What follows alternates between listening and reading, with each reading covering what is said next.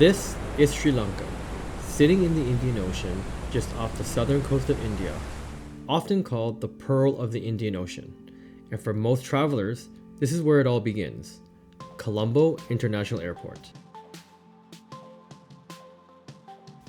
Now here's something a lot of people don't realize. The airport isn't actually in Colombo, it's in Negombo, about 30 kilometers away. Which means this drive, it can easily take over an hour or more. This is your first real introduction to Sri Lanka. Cars squeezing through gaps that don't seem possible, tuk-tuks weaving through traffic, horns echoing through the streets. And somehow, it all works. If your route takes you through Peta Market, you'll feel it instantly. And then, out of nowhere, the red and white stripes of Jami-ul-Alfar Mosque. You've arrived. Colombo is busy, fast, constantly moving. But if you slow down even just a little, there's more to it. If you're here on a Saturday morning, this is the move. Good Market Colombo, a collection of local vendors selling everything from handmade goods to incredible food and coffee.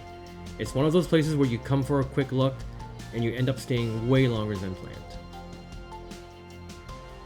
Just a short walk away is Independence Square, built to commemorate Sri Lanka's independence in 1948. Open space, clean lines, and a quiet contrast to the busy streets just outside.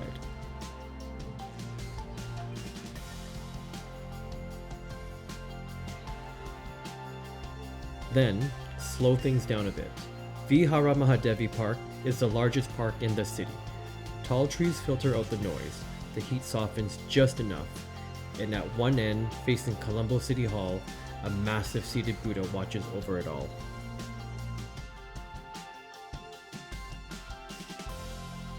Before the day winds down, there's one more stop. One of the tallest structures in South Asia and easily one of the most unique.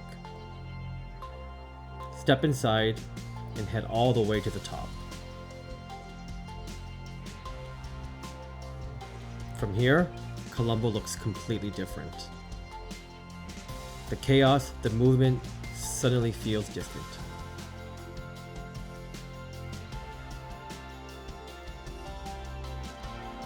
And then you end the day here, gull-faced green, right along the Indian Ocean. Kites drifting through the sky, vendors lining the shore, the sounds of waves rolling in. And as the sun begins to set, everything slows down, because sometimes the best way to experience a city is to just stop and take it all in.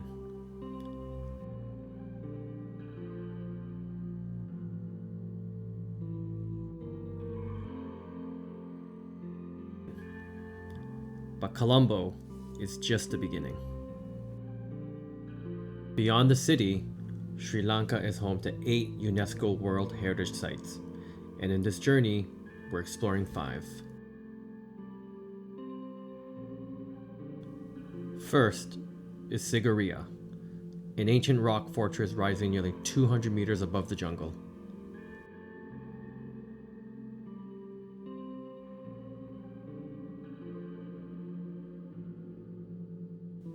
Built over 1,500 years ago, this was once a royal palace in the sky. And from the top, there are views that stretch for miles. Next is the sacred city of Kandy, the cultural heart of Sri Lanka.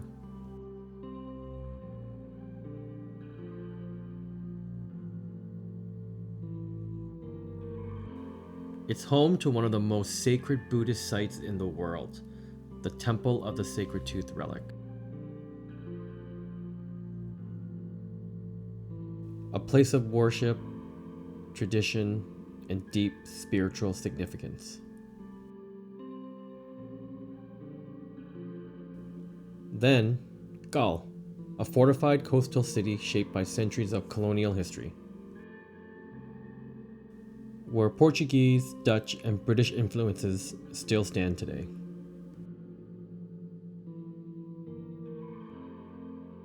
And where the ocean is never far away.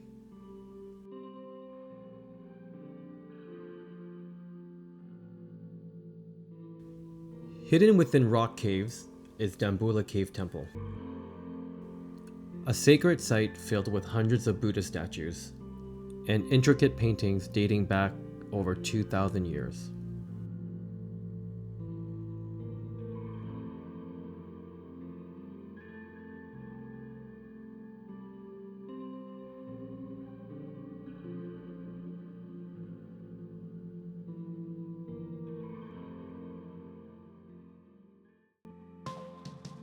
And finally, the Central Highlands of Sri Lanka,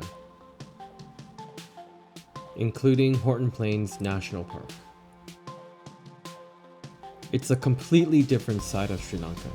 Cool air, open landscapes, and views that feel endless.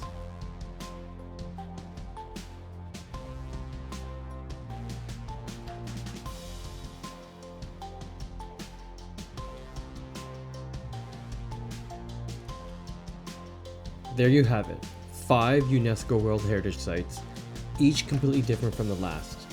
And this is what makes Sri Lanka so unique. You're not just visiting one destination, you're experiencing many. And beyond the history, there's something even wilder waiting. Out here, there's no scripts, no guarantees, just the wild, exactly as it's meant to be. Every movement matters, every sound means something. And somewhere out there is something you may never see. And that's what makes it real.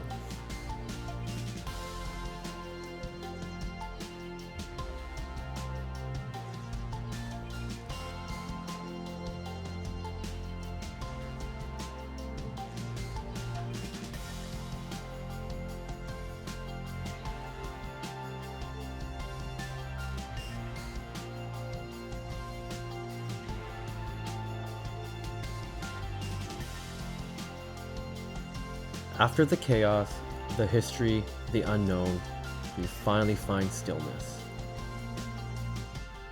Because in Mirissa, time moves with the tide. No alarms, no rush.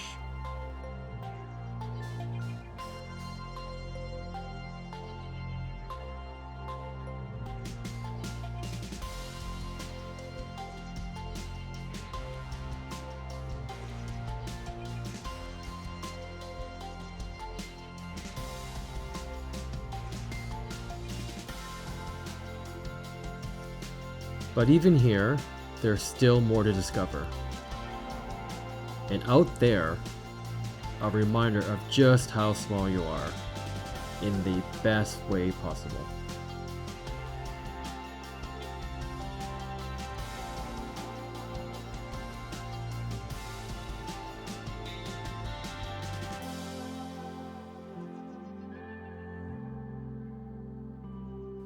Travel isn't just about the places you go. It's about the moments that stay with you long after you've left. The chaos, the history, the wild, the stillness. Sri Lanka isn't one thing, it's everything. And maybe that's why it stays with you. Because somewhere between the noise and the silence, between the ancient and the untamed, you don't just see it, you feel it. And once you do, a part of you never really leaves.